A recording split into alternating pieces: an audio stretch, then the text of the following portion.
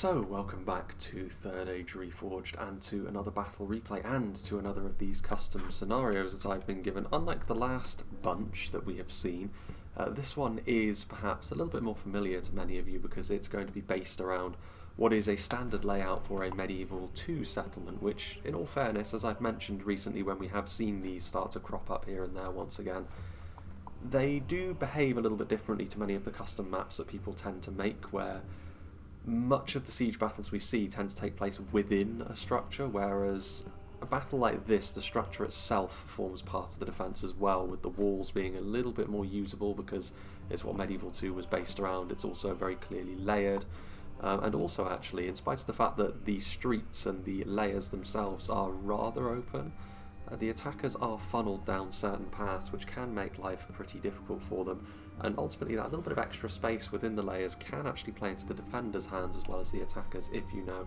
how to utilise them properly. And I'm sure that those of you who have played Medieval 2 in the past will recognise this layout as well, with these sort of the bridges here that are in the middle that lead to the town's centre. But once again, the theme behind this one is going to be centred around the evil men, and once again KHAND seem to have risen up in rebellion. They were able to be successful in the night battle of Tolfalas a couple of weeks ago, but can they be successful when they are on the defence, defending one of their own settlements? I'm sure that I can find an appropriate name within the maps that be somewhere. Once again, it's going to be Rhun on the attack, and for the first time in a little while, I suppose, we are actually going to see an orcish element to the attack as well, as Mordor taking matters into their own hands this time after Rhun's failure to defend the Tolfalas under night cover. Last time out, they're going to lend the Easterlings their aid to try and bring the nomads back to heel. And rather like the recent battle for the Corsair Island that we saw, KHAND initially, there are going to be two armies within the settlement that are going to be defending it, but there is going to be a relief force coming later on as well in the far distance over there, which we will get onto in just a moment. And indeed, the four attacking armies are already somewhat set up to potentially deal with that. But we will go through the attacking armies first and foremost, as we usually do, starting off with one of the Mordor armies as well, commanded by JKL. Now, Mordor do add a little something extra to what the Eastlings would be able to add, in particular something like trolls, which Ents also fill a very similar kind of role, but this monstrous infantry is not the sort of thing that many factions have access to.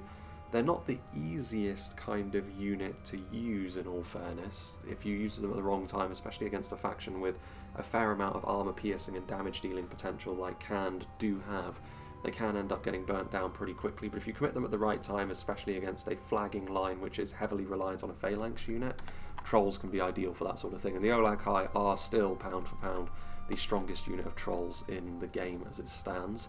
Much of what Mordor is perhaps more well known for, however, is being a very large army, and the Morannon units tend to be the centrepiece of that. The Morannon infantry are really just a sword and shield infantry unit that have no frills. They are very numerous, over 200 per unit when on maximum settings, and yeah, they're not going to pull up any trees in terms of how high quality they are, and also the armour piercing that we already mentioned that KHAND do have at their disposal is going to be pretty effective at efficiently dealing with orcs like this. But as is usually the case when talking about how well the attackers are going to do in a situation like this, numbers are going to be key.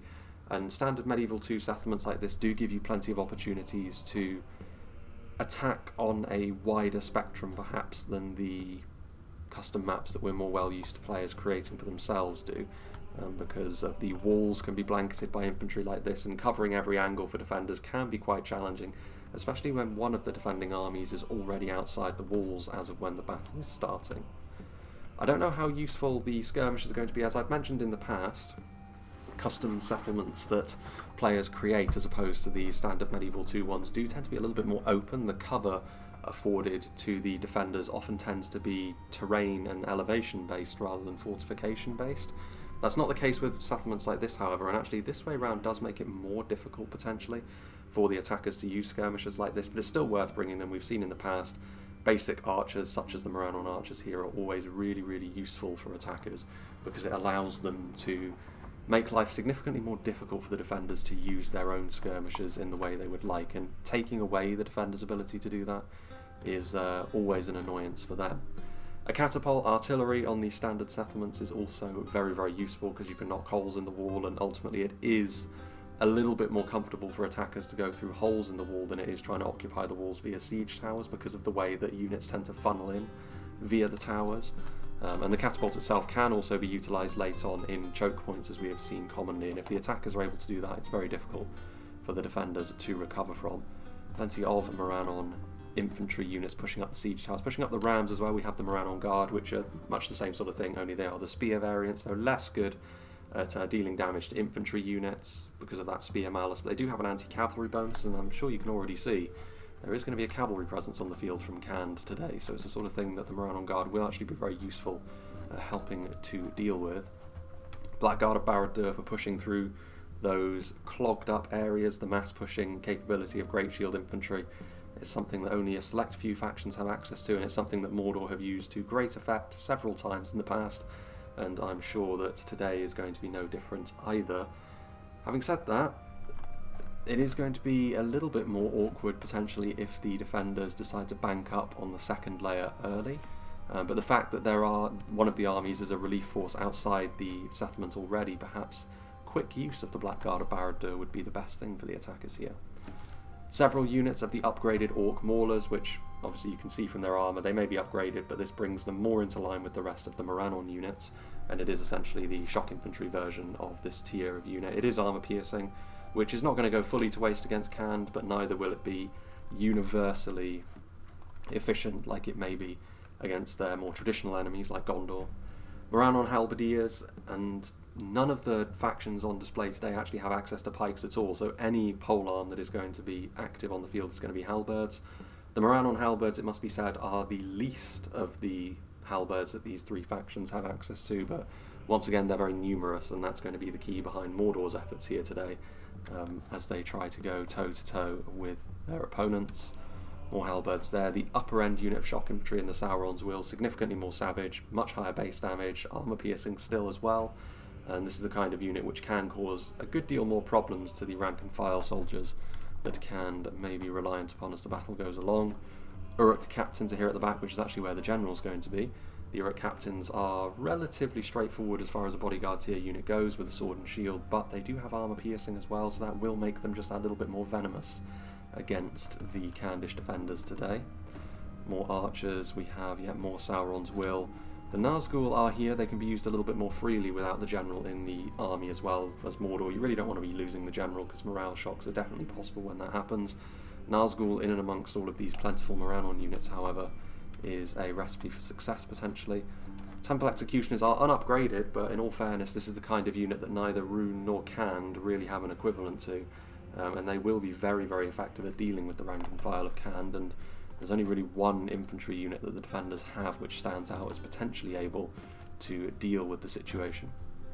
We have a section of Evil Casper's Mordor army as well over here, a couple more units of Morannon infantry and a couple more units of Orc Maulers to attack from the northern wall, albeit their opportunities to do so, given the terrain over here, are a little bit more limited than they will be from the rest of his army, which is over here. I'd imagine we're going to be seeing something rather similar with Morannon Guard, infantry and a catapult over there. Again, a light archer presence, but enough to at least contest that particular theatre of war should it be necessary.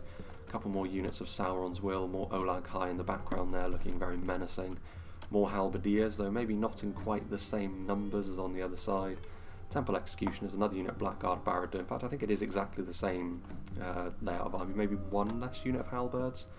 And maybe that's been traded in for this unit of Temple Guard back here, which is a worthwhile trade. Armour-piercing archers, as well as still being very, very scary in melee. Not quite to the same extent the Executioners are. There's also no Nazgul over here, though, either, so some slight differences, but nothing too substantial. Probably the widest attacking arc that the attackers can come down is going to be over here, the one that Roon needs to take the lead on, starting off with the Warlord, who's going to be focused more on the settlement than on the relief army. The Scion Rim, a very heavy unit of spears. We saw them do a sterling job at trying to hold off KHAND when they were trying to defend against a numerically superior force, but on this occasion they will have to be the bulwark moving in first, and of course as spears that anti-cavalry bonus will actually be useful on this particular occasion. We've got some Eastron clansmen with the armour upgrades as well. This makes them a cut above most of the other standard units of this tier that many other factions can field, KHAND included. Their nomadic units cannot have and enjoy the armour upgrades that these Easterlings do. We've got some Gamprim. We already mentioned the Halberdiers of Rhun being slightly superior to that of Mordor. I would say that they're also the pick over the Nurad halberds as well, just because they do have that little shield value. It's not hugely substantial, but it is a noticeable difference. So I would say that Rhun have probably got the best halberds of the three factions that are on display today. Dragon's Wrath crossbows are potentially really, really dangerous, but line of sight is very, very important for this unit. So the settlement itself will be doing a fair amount of the heavy lifting in trying to blunt their effectiveness, but the defenders still need to be aware of them, because if the attackers can use them effectively, then I'm sure they will.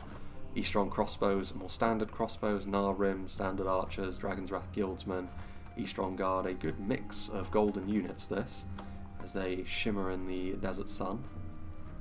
But yeah, the crossbows are another important unit to utilise, and another pretty symmetrical army that. And last but by no means least, we have T.S. Niehoff, who's playing as the Runic army, which is going to be immediately trying to stop the Kandish relief force coming. So I think it does actually a 4v4 now that I think about it. Eastron Guard, Gamprim.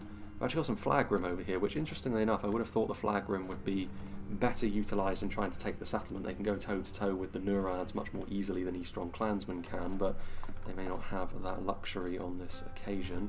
More Halberdiers, which are going to be very, very important for dealing with the onrushing Kandish army. Dragon's Wrath Warlords. I don't know how much cavalry the Kandish relief force have, but something like these Runic Cataphracts are going to be hoping to stand in the way and do a fair amount of the heavy lifting from that perspective. The Dragon's Breath cannon can start firing immediately, although there is a school of thought that says that should simply turn around and start hammering on the walls rather than trying to deal with a force which is that spread out. More Scion Rim, more crossbows, more Gamprim, more Flagrim as well.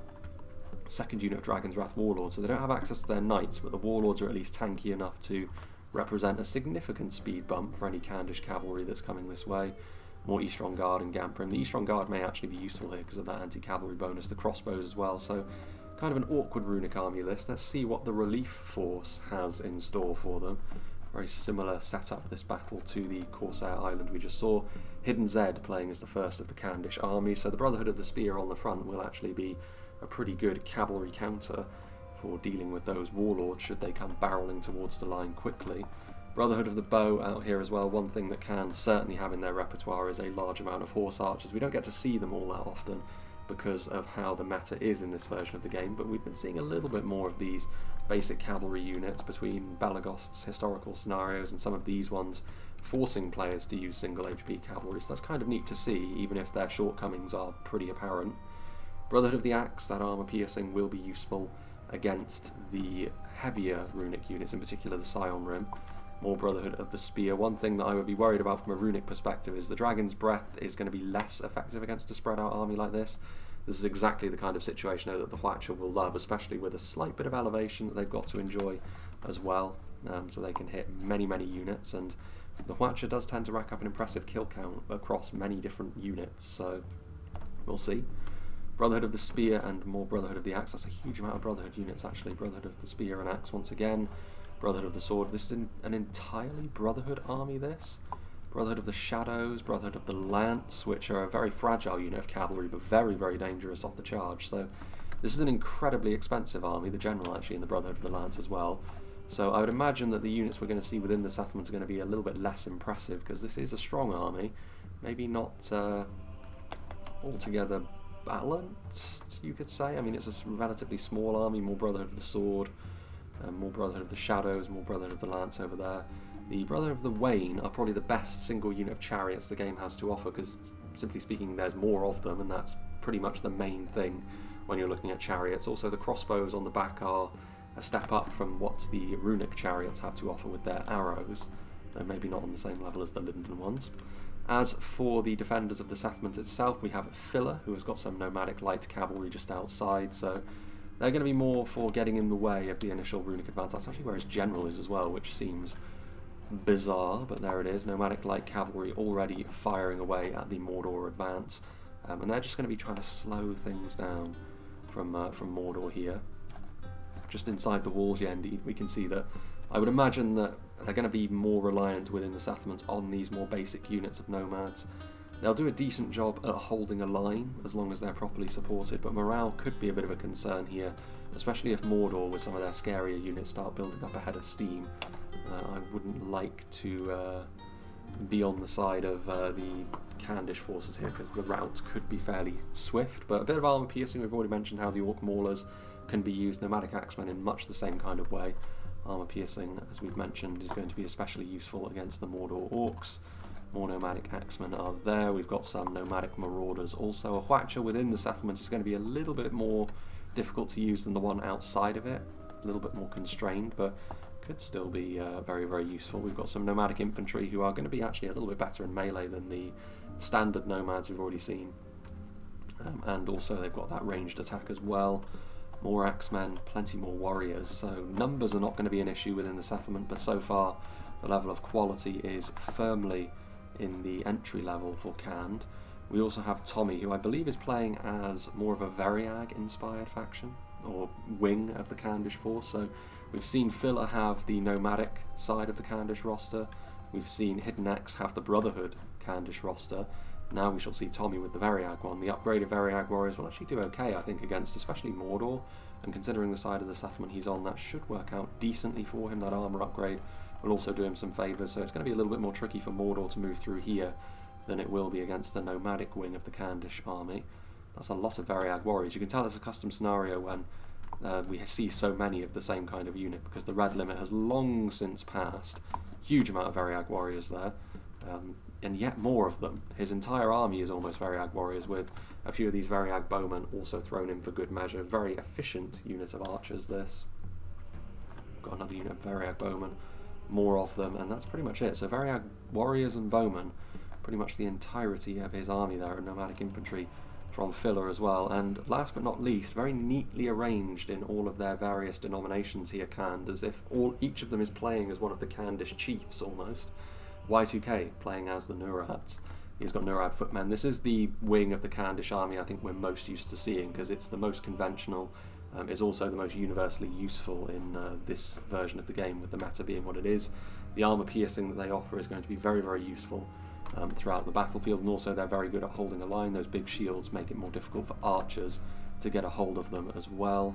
We've got some Nurad footmen just in behind, and then the rest of the army. Unsurprisingly, we've seen the Nurad halberds. As I've already mentioned, I'd rate them above the Mordor halberds, but slightly below the runic ones, because they don't have that shield on their backs, which is a little bit of a difference maker there. And then there's also some cavalry back here as well, the Nurad Windblades, which are very, very swift unit of melee cavalry. If they can escape the settlement quickly, they could prove to be a real problem. And then the Nurad Retainers are also back here, and then the mighty Storm Guard, which Y2K is going to have his general within. Obviously a fantastic unit there. And just before we go, or start the battle I should say, we're going to be starting over here anyway, but there's a couple of units of Variag Horse Archers over here, and also the best of the Variags as well, the Cataphracts, which are a unit of Lance Knights, very, very tanky as well. We'll see how they get on then. I like the setup of the Kandish armies and how each of the players is playing as one of the de facto chiefs of the Kandish realm. It's kind of neat, even if each of the strengths is now very, very clearly defined. We shall see if this is going to work out for KHAND or not. But without further ado, because of how close we are to the start of the battle here with the archers already opening up, let's get the show on the road, shall we? So it should be an interesting and frenetic start here, at least as it pertains to the cavalry, the sort of thing which once again I think I will employ a little bit of half speed, just in order to make sure we don't miss anything too important. Variag Horse Archers on the outside, of course the general in this unit, is an interesting choice for Tommy the Wise. It means that he's going to have to be a little bit more careful perhaps with one of his units of Horse Archers. It is interesting that perhaps they're not, or the general isn't in the slightly tankier unit of Cataphracts, but then the Cataphracts will be tasked with being a little bit more aggressive perhaps. So a couple of units of Horse Archers on this side with the Variag Cataphracts as well. Way on the other side, of course, we've got the nomadic light cavalry from Filler, which are a little bit less tanky, a little bit less damaging at range as well, so they're going to be able to make a little bit less of an impact, but they're still going to be able to, crucially I think, slow down the Mordor advance. And let's not forget as well that, unlike the previous battle, I do believe we will be seeing the relief army start to make its way forward immediately, with the Hwacha already opening up as well, which makes a certain amount of sense. I mean, they're already here and one of the attacking armies is already directly facing them. So it is almost like we've got a little pitch battle going on adjacent to a 3v3 siege, so this should be pretty interesting. We've already mentioned briefly as well that I do believe that the Hwacha will be far more useful here on this particular battle than the Dragon's Breath will. If the Dragon's Breath can get shooting fairly quickly to destroy the Hwacha, that would be for the best, but if the Hwacha can continue firing, then a lot of damage spread out across all of these units is going to be forthcoming, unfortunately, for Mr. Niehoff. That Canberra shake on the Hwacha, though, is never going to not be fairly obnoxious.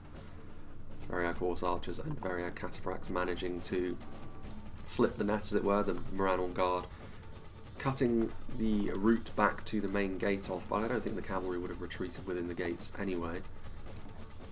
A few casualties inflicted. Horse Archers, one of those kinds of units which is going to be fairly slow when it comes to dealing damage. The Variag Cataphracts, a different kettle of fish entirely. They will do a lot of damage off the charge, but we already noted in the compositions here for Mordor that they've got a fair amount of spears and halberds, so the Variag Cataphracts will need to be fairly careful.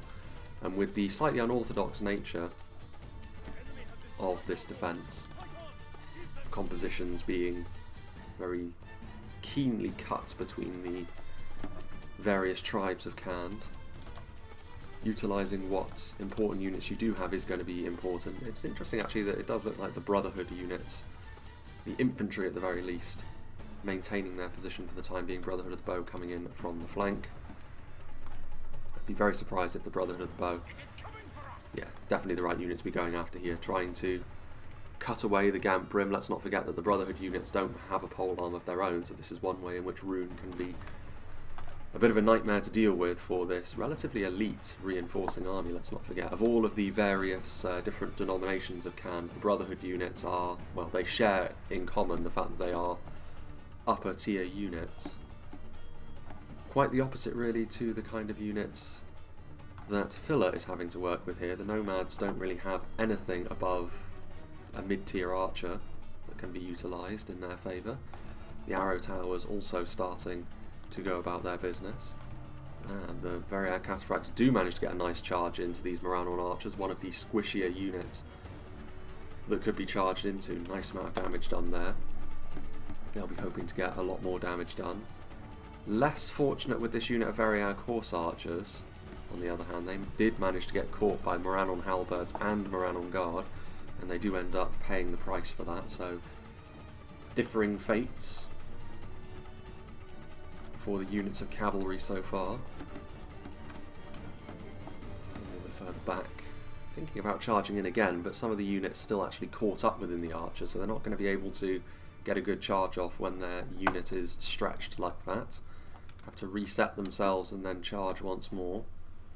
The other unit of Variag Horse Archers skirting around the outside. All the while the Variag Horse Archers over here going along the base of the wall and trying to put a little bit of distance between themselves, perhaps. Looks like the Nomadic Light Cavalry may actually move to assist the advance of the Brotherhood reinforcing army, which does mean that they're going to allow free reign, essentially, to Mordor to start attacking the settlement, which is... it's a decision that's been made.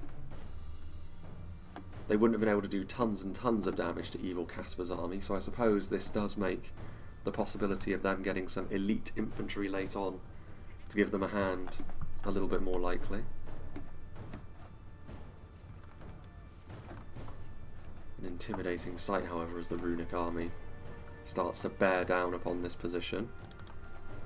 But JKL's Mordor army, are they going to be doing the same? Just in time to see in the distance the Variag Cataphracts getting another decent charge, and again another charge on a unit which is going to be pretty vulnerable to this sort of thing. The Moranon infantry taking losses there. In many ways, the Variag Cataphracts are the most deadly unit of cavalry that they have outside of the walls here. Very, very strong.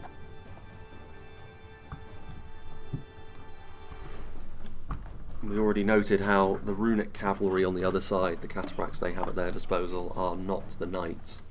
The Variag Cataphracts, however, are. They do have an anti-cavalry bonus, but that's not really terribly important here. The Nurads now also exiting the settlement, so they're going to get involved over here as well. And this is the right thing to do, I think. JKL is already struggling a little bit to deal with the Variag cavalry that Tommy the Wise has out here.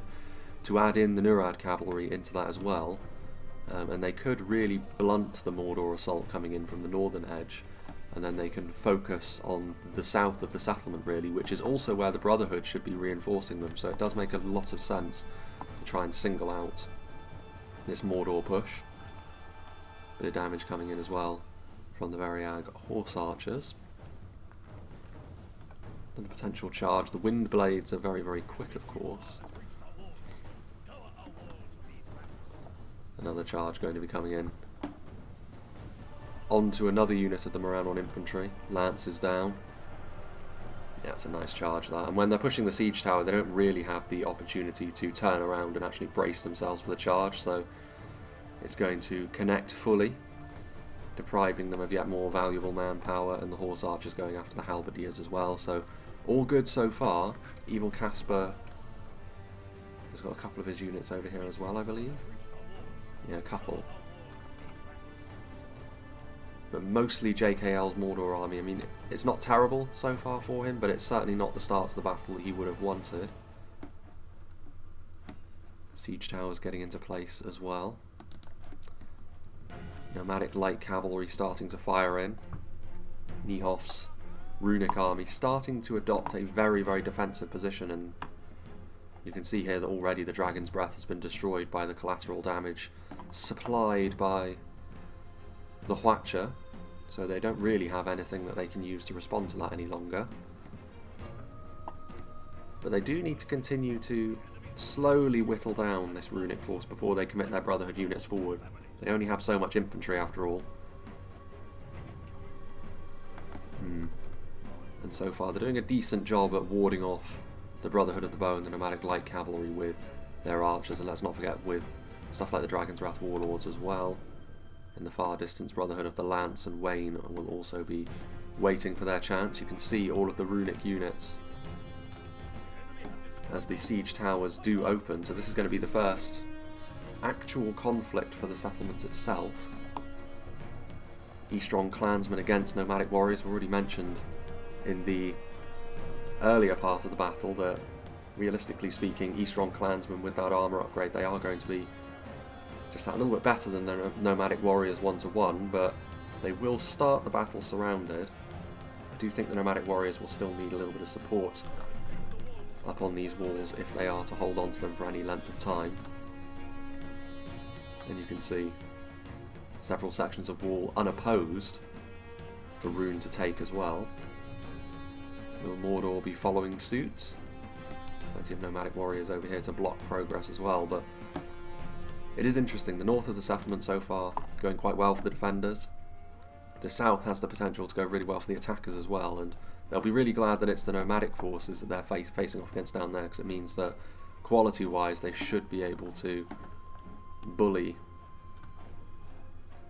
the defenders a little bit. But this is a disaster really for JKL. They really need to get a unit of halberdiers to, or spears at the very least, to escort this catapult. You don't want to be losing a unit of artillery before it's done anything, and Tommy the Wise is only going to be too happy to see that catapult exposed to the cataphracts of all things.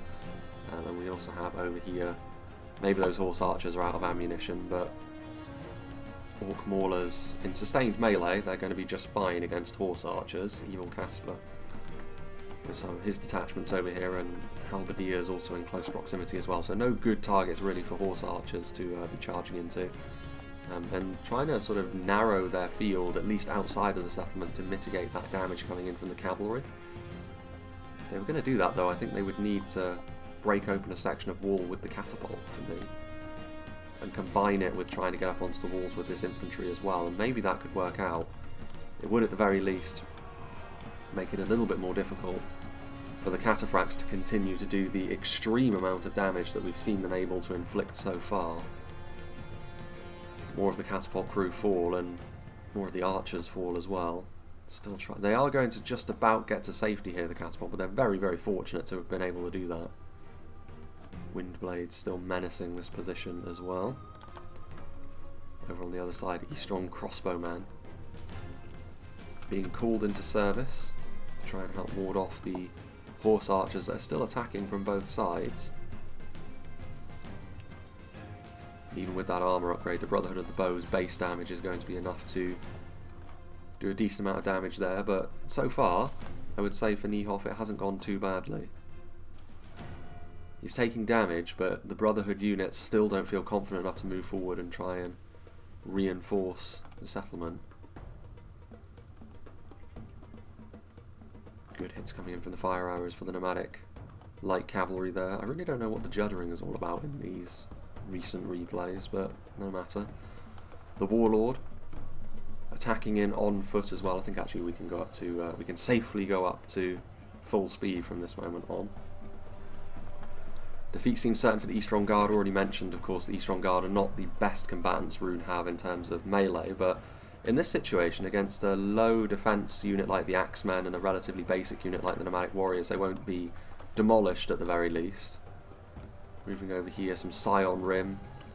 The numbers of the Nomads so far serving them fairly well at ground level, but on the walls there are a lot of Eastron clansmen, and this slowly but surely is going to be enough to undo the efforts of the Nomadic Warriors, surely. Only one unit of them as well, the rest of the Eastron clansmen unopposed up here on the walls. Many of the Nurads are also in here as well though, so Y2K could move forward with his slightly more impressive infantry units should the need arise, but for the time being the Nomads are sufficing. Does the Warlord have anything else he can commit in? Of course he does, plenty more. We've got some Dragon's Wrath Guildsmen moving forward. Mordor also in the settlement in a big way now. Sauron's Will far outstripping the kind of damage that the Nomads can do, and as if that wasn't enough, the Olag High will absolutely demolish Nomadic Warriors with very little in the way of reprisal. The Nomadic Axemen can do a little bit of damage to the Olag High, but their own defensive frailties are going to mean that the Trolls are going to get a ton of kills very, very quickly here. This is where the Nurads could be very, very useful, but archers from the secondary wall up there firing in. Big blob of Mordor orcs, so they'll be hoping to soften them up appropriately. Yes, and this is exactly what I would hope Mordor would do. They were fortunate to still have the catapult in their employ. But point blank, making sure at the very least that they're not going to be missing any of those shots, taking away the RNG of artillery. Evil Casper also now threatening the walls over here. Rhun on infantry once again moving in high numbers with Orc Maulers, but over here the Variag Warriors will prove to be a more significant challenge certainly than the Nomadic Warriors down in the south of the settlement, and that's going to be a worry for Mordor in terms of trying to make this work long term. You can see very quickly, I like the way that Mordor are going to be moving in and trying to blitz down this defence really. There's still a lot of those Variag Warriors to work their way through, but Blackguard of Barad-dûr in the vanguard, Trolls and regular infantry following them up to make sure that any ground they make sticks. I do like this. There are a few Nurad footmen on station as well, so Y2K's army is going to play an active role in defending the outer section of the city. This is good. It's also worth bearing in mind that the cavalry that was over bullying Mordor in the north sees this as a more fertile opportunity now. In fact, you know what, we're going to have to go down to half speed again. There's simply too much going on to keep up in regular speed, at least for the time being. You can see here Brotherhood of the Wain potentially going to move in. This is a lot of damage that has been done to a lot of these supporting units. The central infantry is still reasonably okay, but there is a limit to the punishment that Niehoff's army is going to be able to take here. And eventually when the Brotherhood units... I do think that Niehoff is ultimately set up to fail here. I think that the damage that KHAND are going to be capable of doing in the long run here is going to be too much for them, but if they can blunt the Brotherhood forces, that may be enough. I think it's going to have to be enough. Nalrim's still there, the Brotherhood of the Wain going through the Scion Rim, not necessarily doing a huge amount of damage for the time being, but it is over here where the attackers are having the most joy. Dragon's Wrath Guildsmen up on the walls, routing off this bunch of nomads. Mordor moving in an aggressive stance as well. And this is a concern. Plenty of Rhun and Mordor forces over here, considering they're still fighting hard in the north. They'll want to try and hold on for a little bit longer if they can, but I don't know whether they're going to have the luxury of doing so. They do have reinforcements that they can commit forwards, but those outer sections already looking very, very ropey indeed. Indeed, some Nurad halberds are actually already on the front line, attempting to patch over the wounds that have been inflicted as it stands. Over in the north, meanwhile, this is a sea of Mordor orcs that have been sent forward. The mighty Storm Guard have been sent in as well, so in conjunction with the two-handed swords of those Variag warriors,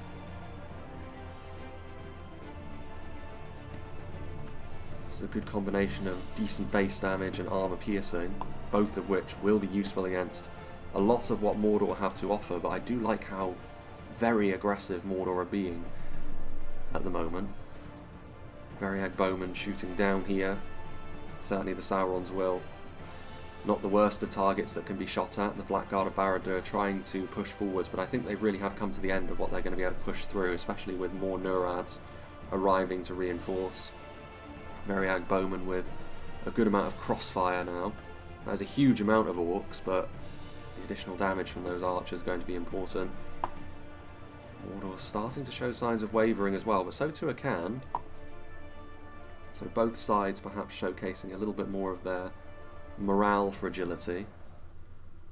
We'll see if that continues. Meanwhile, the strong clansmen are wavering up on the walls as well. So this one unit that was surrounded, 2 units of nomadic warriors are actually, it looks like, going to be enough to win this battle, which is fairly surprising. And over here it has been pretty much entirely Eastron clansmen that have claimed the walls, so with a little bit of extra quality from the Nurad footmen, and that armour upgrade is going to be no good against the armour-piercing club that they wield. I do worry for them here. All of the progress they have made, perhaps the attackers, is in danger somewhat of being undone. The halberdiers doing a good enough job to hold off the runic assault for now. What are these Mordor units going to be doing? Variag horse archers in behind, but Olag High, not the sort of thing which is going to be that easy to kill off.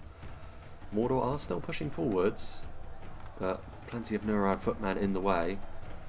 Javelins also going to be doing a decent amount of damage. They've got enough in the way of infantry here to stand in the way for a good long time. This would be all well and good if they were making progress on other fronts, the attackers, but unfortunately for Evil Caspar, Rhun are stuttering a little bit over here. Ooh. I don't know if I necessarily agree with this. I mean, you have the Watcher, so you may as well try and use it if you're filler, but you're going to be doing just as much damage to your own units here as Mordor, given the angle is what it is and the engagement is what it is. Not really feeling that. Meanwhile, Dragon's Wrath Warlords moving forwards. Variag Cataphracts caught napping a little bit, because 1-to-1 the Cataphracts would have the beating of the Warlords here. And the Brotherhood of the Bow getting into melee. I mean, this may be a ploy to try and get some other melee cavalry in there. Brotherhood of the Lance getting a nice rear charge. But even so, I mean, you can see the full charge bonus of 20 actually does have a very nasty effect on the Cataphracts there, so very nicely done by Hidden Axe. In a straight up melee engagement that would certainly not have worked. The Brotherhood units are creeping ever closer, the infantry threatening to move forward, but so far content to still try and take nibbles off this army with cavalry. More and more though it's becoming melee charges, so the Brotherhood of the Lance are going to have to take more of a central role, and given the shape of this army, it's going to be risky to do that. I think the future of this fight is going to have to be decided in melee, but like I said, I still think the quality of the Brotherhood units should see them through. How much they'll have left to then move on to the settlement, I'm not sure. Those Nurad halberds still doing what they can with the assistance of the Olag High and with the sheer numbers of Rhun. Surely Rhun are going to start to make their way forwards once more, though victory on the walls for KHAND is a real body blow for the attackers' efforts. Those Eastron clansmen are surely going to rout. Fair play to the Nomads, they've actually held up reasonably well in this fight, considering they are the weakest caste of the Kandish society. And the Eastron clansmen do rout. The Watcher is once again firing, and once again getting a decent amount of friendly fire. Not entirely friendly fire, but still. I don't know if you could say it's breaking even at best. Meanwhile, here in the north, there hasn't really been a moment in this particular engagement where Mordor will have been feeling all that confident. Victory seems certain now. Variag Bowman. Oof. That's pretty nasty. Attacking artillery doing a very nice job at doing a hefty amount of damage there to those Nurads. They are making progress here, Mordor, especially along the banks close to the next layer. Olag High being at the centre of those efforts, squashing a few Variag Bowmen. So I take it back, actually now momentum is on Mordor's side, but it's been a fairly troublesome road to get here. I don't know how much in the way of manpower they're going to have left in comparison to their fellows in the south, but there is a sense that slowly but surely the attackers are claiming the upper hand in the first layer across more than one engagement. So the defenders may yet be forced onto the back foot. Only a fool could lose this battle now, according to the Mordor tooltip. And yeah, I think this is the right thing to do. I think if there are a couple of infantry units that you can save, then you should retreat them now, because you should see which way the wind is blowing, certainly. That is, I believe, the Nurad general as well. The one who started the battle in the town centre, but the Storm Guard utterly overrun. Far too many Mordor orcs bearing down on his position. And the chief of the Nurads falls, unfortunately for him. These Variag Cataphracts now menacing Nihof's position, and with some of the horse archers coming in as well, the distraction that afforded them, the backline support taken away from the front line, was the cue for Hidden Zed to move forward. So now the Brotherhood units are going to try and show what they're all about in melee. Unfortunately for Nihof, I think with the Halberdiers he would have been okay with testing his units like this, but with hammer and anvil strikes coming in from a unit like the Variag Cataphracts, I really don't think he's going to be all that happy, because he's going to have to turn around some of his anti-cavalry units each time, and that's going to buy the Brotherhood a little bit more breathing room to deploy their quality. But you can see that having a very high quality army does impact on the numbers that you have at your disposal. And it's not as if these runic units are poor quality either. Flagrim and Gamprim and Scionrim, the classic triumvirate of runic infantry.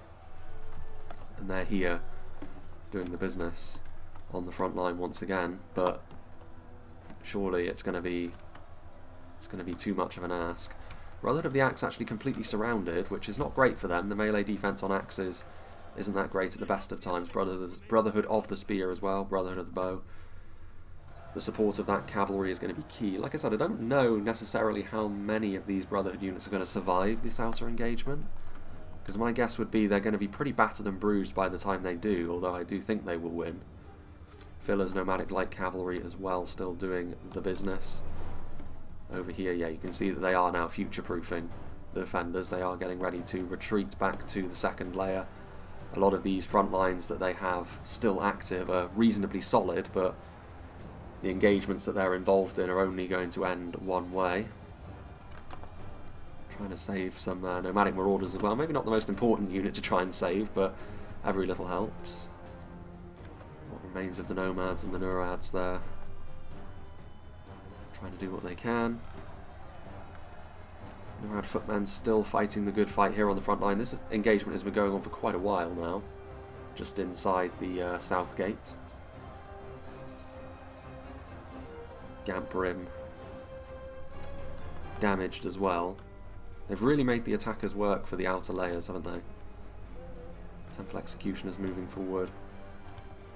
Decent amount of Nurad footmen over here. Unfortunately for them, though, they're actually being given a taste of what is usually their own medicine from a Kandish perspective, because they're having to face off against Halberdiers in and amongst here, which is going to make life a little bit more unpleasant for Nurad footmen, even though against Moranons they should be the superior pick. Variag Bowman in behind. Uruk captains are going to surround them though as well, so that's surely going to be the thing which ultimately seals their fate.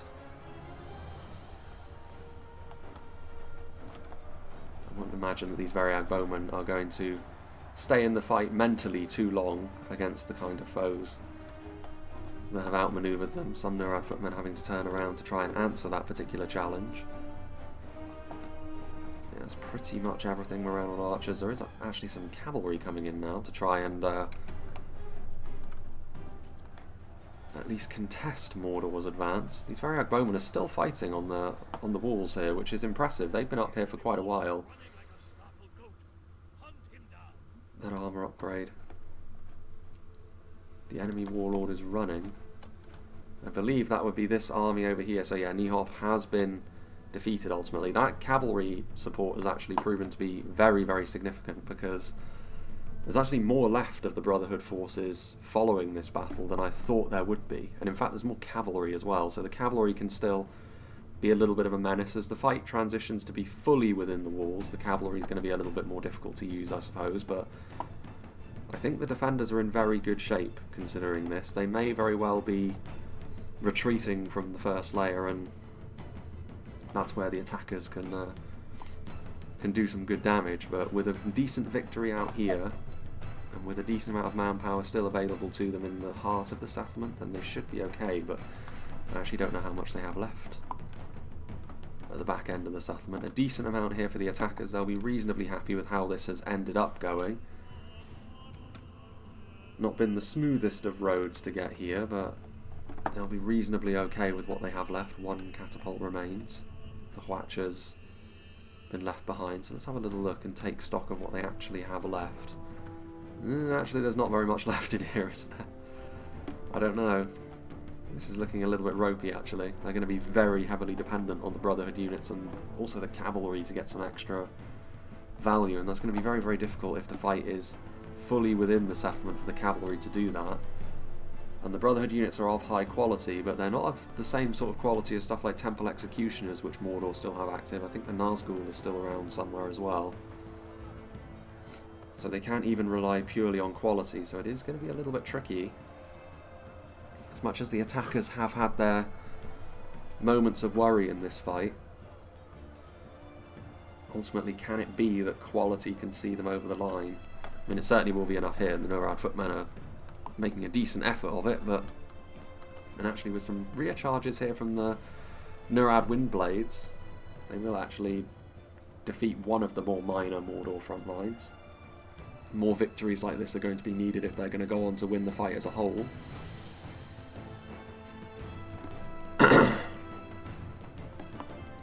Another siege tower. Rhun archers are there. Ah. That's interesting. So the Variag warriors got one of the siege towers that wasn't attached to the wall, pushed it on, and now they're going to utilise it in a drastic reversal. That, I believe, may have been Tommy's general, actually. As much as it said our allies' general, I think his was the only general that was on horseback. It may have been Filler's. The Brotherhood units stacking back up. The Hwatcher crew. The Dragon's Breath crew is actually, I think, the exception to the rule, in the sense that they actually are an artillery crew with some decent stats. Certainly not the Hwatcher crew, which is why they're probably going for them. Hidden Zed moving forward fairly quickly, and why not? Still has a decent amount of strength to his name. Cavalry moving in. Variag cataphracts. Any juicy targets? There are some Temple Guard, although it is a heavily scattered unit. They're going to be climbing up these siege towers by the looks of things. So Morannon archers that have taken up position on the walls, they're not going to be able to stop the Brotherhood of the Spear from getting a bit of a beachhead here. And there's only 22 Morannon infantry anyway. They were going to be no match for the Brotherhood of the Spear at the best of times. Point blank shots from the Morannon archers won't be too comfortable though, so they'll be hoping to win that melee fight quickly and move on to taking care of the archers as the attacking armies continue to stack themselves up in front of the second gatehouse. Variag bowmen, not a particularly comfortable engagement for them, sandwiched between trolls, cataphracts and the Nazgul. This will surely be enough to rout them, you would expect. Defeat is a distinct possibility. those Neurads. They did turn around, I suppose, after being helped out by the Windblades, but that was only going to be so useful considering that it's Uruk Captains and Temple Executioners that they would have had to turn around to fight. But still, there was a minor victory that was won by KHAND over here, and that's the sort of thing they will need to see more of going through the rest of the battle. Orc Maulers managing to rout off the Variag warriors that had a creative use of attacking siege equipment there. To again score a very minor victory, but a minor victory nonetheless. Nurad Retainers making a nuisance of themselves within the walls. It's going to be difficult to use a unit of sword cavalry like this super effectively, but getting in and amongst Morannon archers is one way that they can do that. Though they won't want to stick around in melee too long where Orc Maulers are concerned. As I've mentioned before, two-handed axes in melee against cavalry are actually pretty good because of the base damage, and armor piercing tends to be pretty damn good against most cavalry as well, so it does work, though they don't have the same ability to counteract charges that spears do, and polearms of course. Catapult moving forward, I mean, do they have a ram in close proximity that can be used? I mean, marching towards the town centre with haste would be the thing to do, because they are undermanned here in the final layer. There's really not that much left in here that would worry them, and so a really aggressive push to the TC probably is the way to go. It would force the hand, I think, of the Brotherhood units to be maybe a little bit quicker. You can see over here, yep, Morannon archers getting chased by the Brotherhood of the Spear. Decent amount of damage done to the Brotherhood of the Spear actually from those Morannon units. I'm not sure actually what the Brotherhood units are waiting for at this point. Maybe they are waiting for the attack on the final layer in the town centre to begin in earnest, so they're at least catching the attacking army between what defenders remain in the final layer and which ones are trying to reinforce them. Maybe that's the thinking there. There is still the siege, or the arrow towers as well. The amount of damage that they're going to be capable of doing is very, very limited, and you can see they're also very capable of missing, so it's certainly not going to be decisive, this, but it is the sort of thing which should be giving the attackers a little bit of a prod. It looks like they're going to be more going after knocking holes in the wall. 74 around on archers there. What have we here? Windblades, still alive. Bumping rather clumsily into the Temple Executioners, which is surely going to be enough to kill off at least a couple of them. Although with how fast... yeah, okay. Surprised they didn't take more damage actually. Surely that's going to be the Windblades. Doomed from the start, that particular endeavour, I fear. And there was also the Nurad Retainers over here, I think, which were finally finished off by the Orc Maulers. Still that Mordor catapult as well. It's looking pretty grim for the defenders at this point, I would say. They've still got a few cavalry units catching stragglers. Again, it all adds up. This is the sort of thing which will help them in the long run, but as we do march towards the final 10k frames and what will ultimately be a test of whether or not those Brotherhood units are going to be reinforcements enough to salvage this settlement, it remains to be seen. It's going to take them a little while to start. It'd be most unfortunate if they ran out of ammunition by using flaming shots. But we'll see. Brotherhood units still just waiting for the opportune moment. Brotherhood of the Bow, nomadic light cavalry is still active, but like I said, I really don't know if cavalry is going to be useful in this situation, because when you consider all Rhun really need to do is leave one, possibly two, depending on where exactly they're pushing through, units of Gamp Rim in formation, and there's nothing really to be done following that. They've even got cavalry of their own still active, not much, but enough to the point where they can certainly stand in the way of out of ammunition horse archers and buy the attackers a little bit more time, and a little bit more time is probably all they will need. Like I said, it's really nomadic units that are here exclusively making a final stand. Nurad Retainers still alive.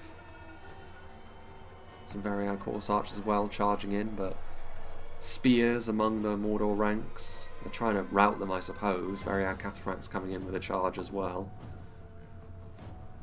So again, a force of stragglers that are attempting to be cleaned up by the cavalry. Which again, you have to use your cavalry in whatever way you're able when you're in a situation like this, I suppose.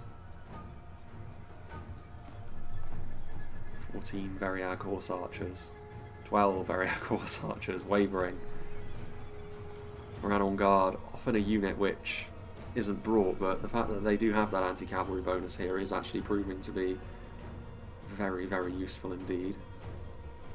They are shaken, so one clean charge would have been enough maybe to send them routing, but the terrain actually not really ideal for something like the Variag Cataphracts to get their lances down and connect with them really nicely. What have we got going on over here? Those Brotherhood of the Spear continuing to chase them around on archers. The arrow towers also going to give them a little bit of a hand. I mean, surely that's going to be the end. They outnumber the Brotherhood of the Spear, but the discrepancy in melee abilities very, very large. Halberds need to be a little bit careful, trying to block off what streets they can with organised pole arms. Is the catapult out of ammunition? Is that the situation? They've managed to damage the wall, but not batter it down. I don't understand. Do they have a ram? Have they left all the rams outside the walls at this point, and is that the problem? That ram has actually been destroyed. We could be looking at one of those rarest of occurrences where do the attackers actually have any way to get further into the settlement at this point? I mean, surely they do. Surely they can. In technical terms, yes, they do, because they have siege towers that they can go and get from outside of the walls, but no, there we go. Didn't even notice that second unit of catapult had arrived.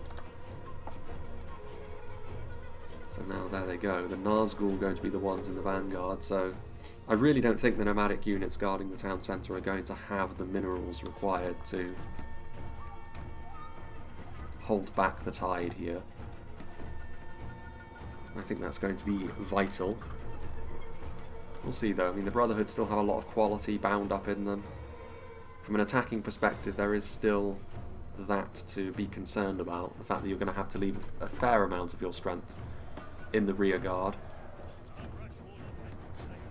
just in order to be able to halt them. Okay, so that was Tommy's general. Wait. That was the Brotherhood general, wasn't it?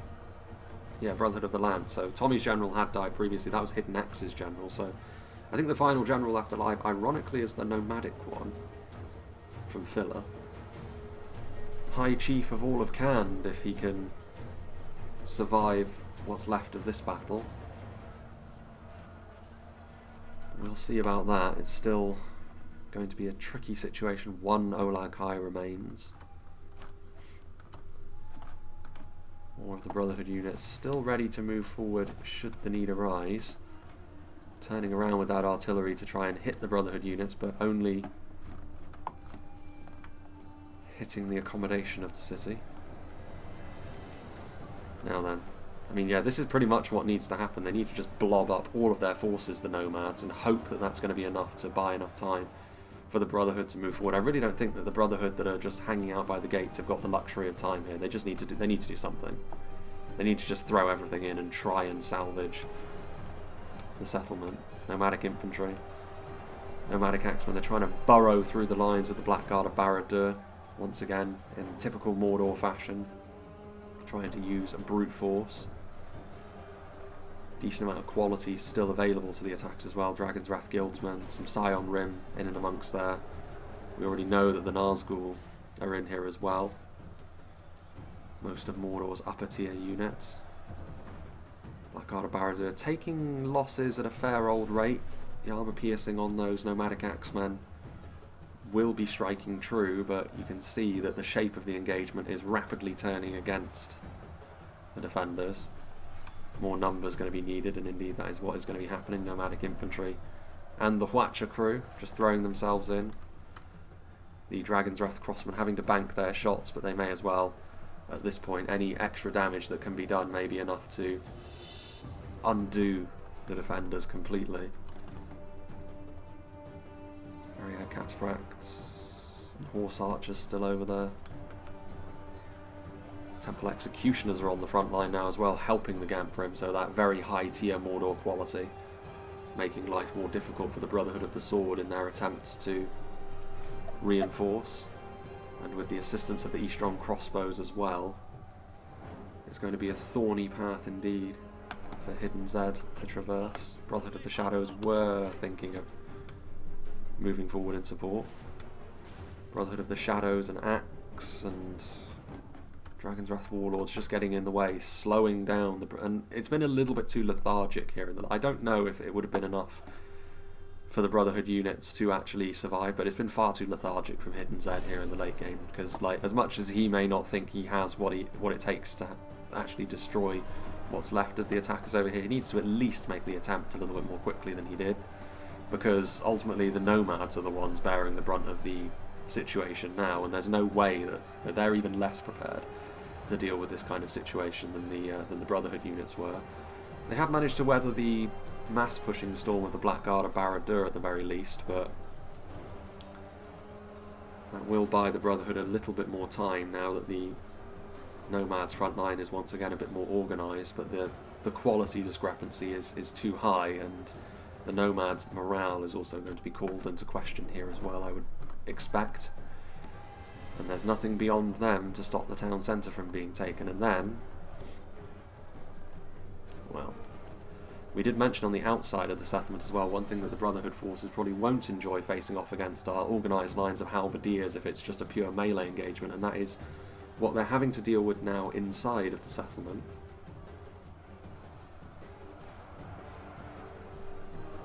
Defeat seems certain.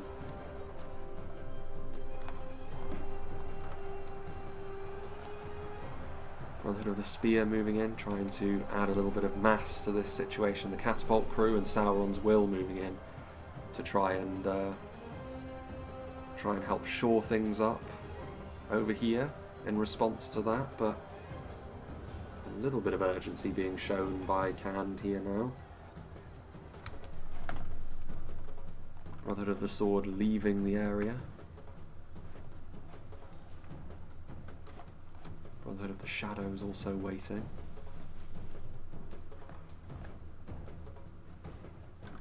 Still as well, I mean, we haven't really seen too much of the archers and skirmishers generally, other than that fight outside of the walls, be used by the attackers, so this is an ideal situation for them to actually support their front lines over here. Surely now as well, yeah. The quality of stuff like the Uruk Captains and the Nazgul's still 12 of them left, so I think it is fairly clear at this point that the attackers will be going on to be victorious in this battle. They will go on, they will claim the town centre, the rest of the units will turn back around to try and win this battle the old-fashioned way. And now, Hidden Zed has got no choice. He needs to move forward with everything he has, just a Hail Mary. And even then it won't be enough. I know it won't be enough, but at the very least, dying with sword in hand, killing as many of your foe as you can. Rhun archers out of ammunition, Rim doing the business as well. Yeah, there's been far too much of this in the late game as well. There's really no need for moving in and then cycling back out. Like, why? What's the point? You don't have the luxury of doing that anymore. I guess it doesn't really matter. It's going to end in failure regardless, but still. Moran on units, helping to shore things up temporarily. It will of course be the quality which will see Mordor over the line. Ultimately, E-Strong crossbowmen, and also the fact that crossbows are still firing away. Ranged units. A column of Mordor orcs standing in the way now of those Brotherhood units.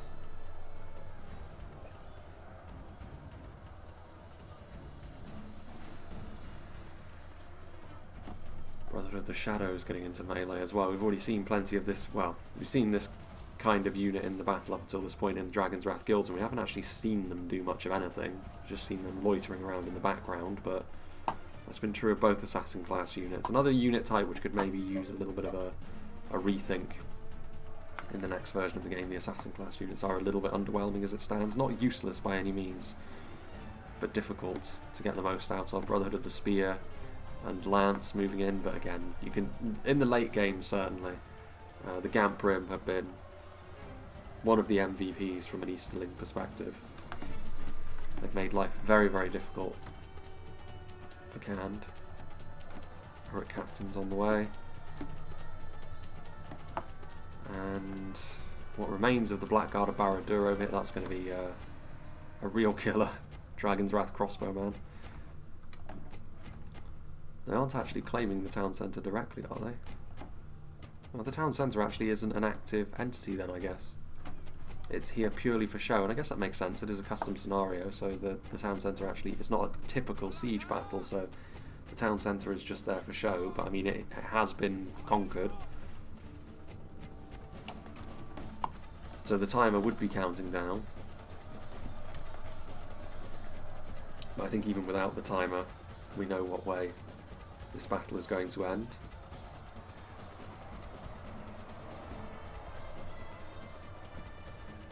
A withering storm of bolts.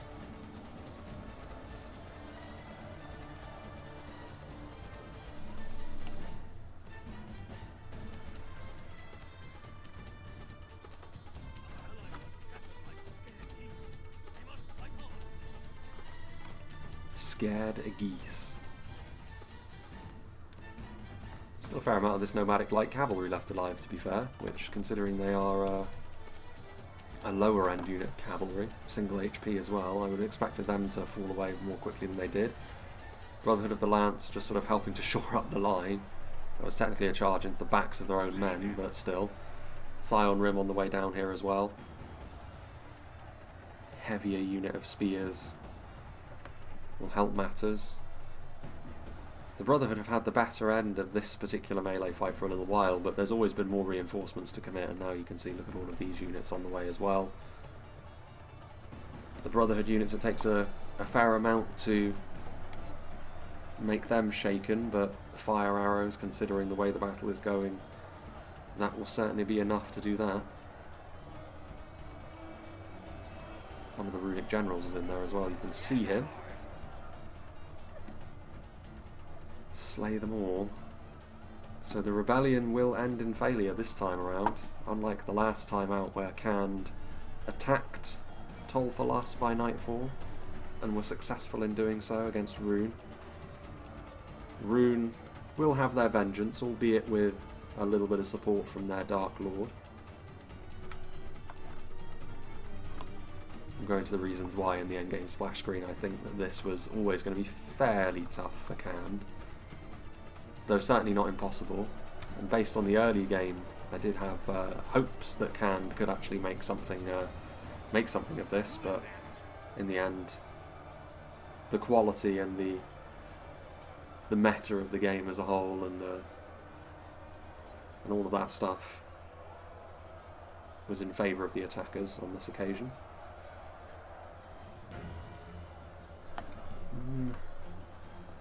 Defeat seems certain for that cavalry, but then cavalry maybe not the best barometer of the situation here. Everything being sent forwards. Yeah, it's going to end pretty much bang on 10% as a difference, which seems about right, because it is a noticeable victory for the attackers, but not an absolutely crushing one. The attackers did have to recover from some worries early on. And there finally goes the Nomads General. All the Kandish chiefs fall. The Nomads have fled. So the last Kandish army left standing, unsurprisingly I think given the setup of the battle, is going to be Hidden Zed and his Brotherhood.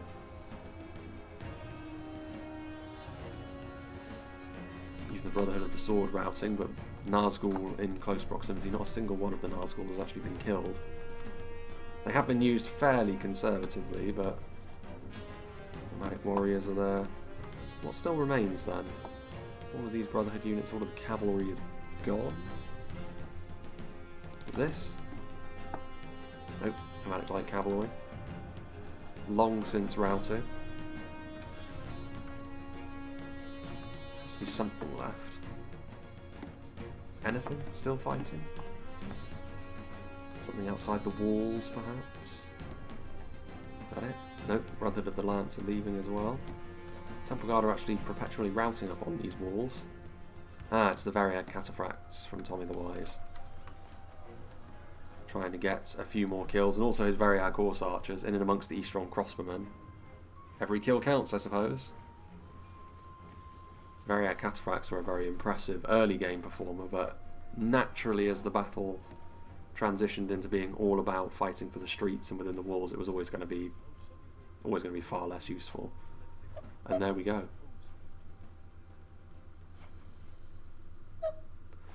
KHANS rebellion ended before it could truly begin, I suppose. But yeah, I think a worthy victory this for the attackers. But as I was saying, I think there are a couple of reasons as to why KHAND were always going to struggle a little bit. One is the fact that I like the idea that all of these were like different denominations of the Kandish tribes, and each one of the players had a different one of those, but the nomadic one is always going to be lower in terms of quality, and having to face down against a far more well-balanced Runic and Mordor force on their own in the south of the settlement was always going to be a little bit more difficult for them. I think if during the initial part of the battlefield, if they had mixed and matched with maybe Tommy's Variags in the north, and then the Nurads also spread throughout, which the Nurads did, to be fair, but maybe not to the extent that was needed. Maybe that could have made a bit more of a difference.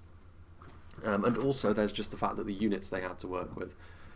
As I've mentioned several times in the game at this point, single HP cavalry and horse archers, they're just not damaging enough. And when the defenders have to make really good use of pretty much all of their units in this kind of situation, you're not really going to be able to do that with horse archers. They're never going to be able to pay for themselves in the same way that a good solid unit of infantry is going to be able to do, which is why you very, very rarely see players take them when the choice is theirs. So it was always going to be tough for them. They actually made good use of their cavalry, I thought, especially in the outer engagement against T.S. Niehoff's army. But yeah, I think that is a key facet of this battle. Composition-wise, it was always going to be fairly tough for KHAND, though not impossible, and I do think that there was room for improvement in terms of what they did. Initially, they started off very well, sort of picking off like individual units, bullying Mordor in the north, to be fair. But I don't think they were all that well prepared for when the attackers really turned up the heat, because by the time they were retreating, we saw what they retreated to the second layer. It was nowhere near enough. Only the nomads managed to retreat anything of any note, really. And actually it was also in the north. It was actually a bit that we technically missed, but when they committed the Storm Guard and more of the Nurads to the north, and then when we went back there and Mordor had basically flattened them, that was a bad sign. And yeah, they needed to get far more out of in particular the Nurads, I think, because they very often form the backbone of the Kandish force, and on this occasion they weren't really able to do that to the same extent. I actually think the Nomads performed fairly well in melee, where the Variags and the Nurads were maybe a little bit more underwhelming. Like I said as well, the Brotherhood maybe could have been a little bit quicker in the late game, but by that point I think their fate was already sealed. So even if they had been a little bit faster and a little bit more aggressive, I don't think it would have made too much of a difference. But they were certainly very courteous in allowing the attackers to get a catapult into position to batter down the gates, which I don't think they needed to do. I mean, as the defenders, that isn't your problem to deal with. Like, the attackers need to sort of make do with that on their own. So I do think the Brotherhood units could have maybe been a little bit quicker in that regard as well, but oh well. It is what it is. It's still a very unique kind of battle, and again we see a reinforcing army on the outside. I really liked the idea as well of all of the Kandish chiefs being differently differentiated between all of the players as well. That's a unique idea. So let's see what did the damage for all of the Kandish armies then. The Brotherhood army, Hidden X's force. Brotherhood of the Axe, unsurprisingly, doing more damage than the Brotherhood of the Sword across the board, and outside of the settlement that would have been mostly on the remnants of T.S. Niehoff's army, topping up the kills maybe in the late game as well. But you can see the clear difference between the most defensive Brotherhood infantry unit and the most aggressive one. Brotherhood of the Lance, we saw them get some decent charges off, though they are tricky to use, and in this situation I think that's a pretty decent return. Brotherhood of the Bow and the Wain, Brotherhood of the Wain, actually, that's a pretty poor return from them. We saw them go through a unit of Scion Rim unchecked, but by the time we came back they were nowhere to be seen, and that's a bit of a shame, because late game the Brotherhood of the Wain could have been exactly the sort of thing to get those halberdiers out of the way. So yeah, maybe that's another thing that could have been done differently. The Watcher, though, very nice. 188 kills, the perfect opener to deal with that outer runic force. The Nomadic Army, which, like I said, I think actually punched above its weight in several ways. Nomadic Light Cavalry did very nicely. The Nomadic Infantry, the heaviest unit that they had at their disposal, and it shows they've got that ranged attack, and then they did decently in melee as well. But some of these Nomadic Warriors getting over 260 kills, that's impressive. And like I said, pretty decent. Some of them very poor, of course, 5, but then that's the nature of a lower tier force. I think pretty decent. The Watcher, bit of friendly fire from the Watcher, but that certainly wasn't the reason why the defenders lost the battle by any means. Like, they got just as many kills on the enemy as they did on themselves. It was just kind of a... Maybe they knew which way the battle was going and it was more of a desperation thing, I don't know. The Variag force from Tommy the Wise. Variag Cataphracts, of course, very, very nice. 666 kills.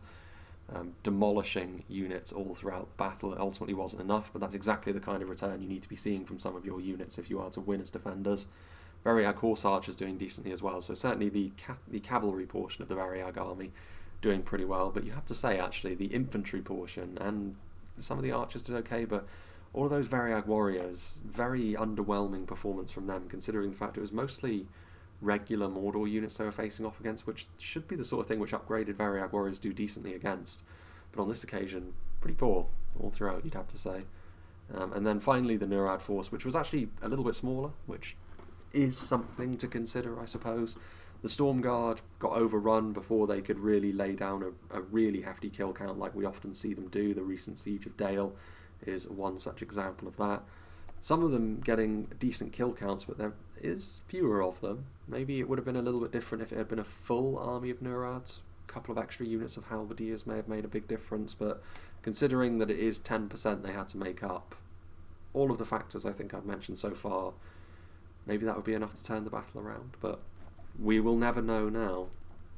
For now, all we will say is that it was a worthy victory for the attackers, and Sauron has brought some of his minions back to heal. So yeah, big thank you to Tommy the Wise for creating this scenario and sending it to me once again. This is the last in the line of Tommy's scenarios that I'm going to be recording in this little batch, but hopefully he will send me more in the future, because like I've said before, more new content like this is always going to be useful. It's the lifeblood of the channel and the game, I think, at this point, ahead of the next patch coming out. This is really the main thing that keeps everything ticking along nicely. So yeah, hopefully he and the others which have been doing so recently as well, like the Womb Raider, Lord of Balagost and the Flame of Arnor, hopefully they continue to do this this sort of thing. And hopefully, I'm sure that at some point in 2023 we will see the next patch, but until then, this is the sort of thing which can certainly keep things going along nicely. And they all seem to be pretty creative as well, which is good to see. As for what's coming up next, I do have one last custom scenario, speaking of that, and it is the Flame of Arnor. It's a edited version of a Mirkwood map, as Mirkwood take on a vast army of Mordor, so that's going to be the very next one that we see. Following on from that as well, I do have a siege from 2 times, a siege of Minas Morgul, which is a map which makes me a little bit nervous, because Minas Morgul is a map which has given me technical problems in the past, though that was before I got my new PC, so maybe it'll be better this time, but I don't know, we'll see. A very long siege on Minas Morgul as well. We've got another historical battle from Lord of Balagost, covering the 3rd invasion of Gondor, and I also have another battle from Winged Swordsman, which is on a slightly edited version of the map Thranduil's Halls, so I think those are going to be the next 3 that we see.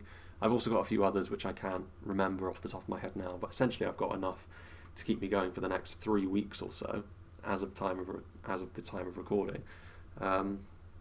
So yeah, we'll see how that goes and develops. Always going to be looking for more replays, of course, as we move throughout this year. I'm trying to build up a healthy backlog of recordings so that when the inevitable upheaval comes later on in the year, the schedule will be able to continue unopposed. But of course, I've already mentioned that, so there's no need to go over it again. But yeah, big thank you to Tommy and all other players once again for being a part of this scenario. I hope you enjoyed this, and I hope